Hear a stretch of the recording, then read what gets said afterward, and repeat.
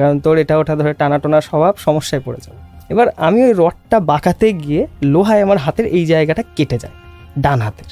আচ্ছা, বলে রাখা ভালো, আমার হাতে ডায়েরি ছিল এবং একটা থলি ব্যাগ ছিল, এবং থলি ব্যাগের মধ্যে ছিল আমার তখন জয়েন্ট এন্ট্রান্সের মানে পরেই প্রিপারেশন নিতাম, বাট তখন থেকেই পড়ছি আমি। তো সেই সব একটা বই কিনেছিলাম, আর আমার যে ডায়েরিটা যেখানে স্ক্রিপ্ট লিখি ওই থলিটাতেই ছিল। আমি বললাম থলিটা তুই ধর, আমার হাতটা কেটে গেছে। ও বলছে অনেকটা কেটে গেছে, চল তাহলে চলে যাই, মানে আমাকে নিয়ে যাবে সেই চিন্তা। আমি বললাম না, যাবো না, আমি যাবো, বেশি কাটিনি। আমার হাতটা চেপে ধরে রেখেছি, জানলা থেকে নামলাম, স্যাঁতস্যাঁতে পরিবেশ ওই জায়গাটায়, ঠিক আছে। এবং আমার হাতটা এইভাবে আমি ধরে আছি, এবং এইভাবে ধরে যখন হাঁটছি, এই যে জায়গাটা দিয়ে রক্ত টুপটুপ করে পড়ছে ওখানে।